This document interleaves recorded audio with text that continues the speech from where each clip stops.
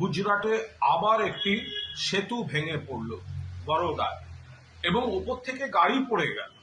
সেখানে মৃতের সংখ্যা 10 অতিক্রম করেছে। আমরা যা খবর পাচ্ছি নিখোঁজ এখনো অনেকে, ফলে মৃতের সংখ্যা কত এগিয়ে দাঁড়াবে এই মুহূর্তে বলা যাচ্ছে না।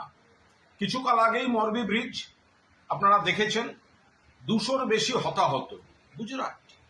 যখন প্রধানমন্ত্রী নরেন্দ্র মোদী এসেছিলেন এই পোস্তার অ্যাক্সিডেন্টে তিনি বলেছিলেন অ্যাক্ট অফ গড নয়, অ্যাক্ট অফ ফ্রড। তাহলে গুজরাটে নরেন্দ্র মোদী অমিত শাহ রাজ্যে যখন সেতু ভেঙে পড়ছে তবে তো অ্যাক্ট অফ ফ্রড। প্রধানমন্ত্রী বলছেন না কেন কিছুকাল আগে আরেকটি বিজেপি শাসিত রাজ্যে আবার সেতু ভেঙে পড়েছিল? ভুলে গেলেন কতজন সেখানে পর্যটকদের মৃত্যু হলো? ফলে গুজরাটের এই ঘটনা যথাযথ তদন্তের দাবি রাখে। অবিলম্বে তদন্ত দরকার, নিরপেক্ষ তদন্ত দরকার। বারবার গুজরাটে সেতু ভাঙছে কেন? এর নৈতিক দায়িত্ব গুজরাট সরকারের।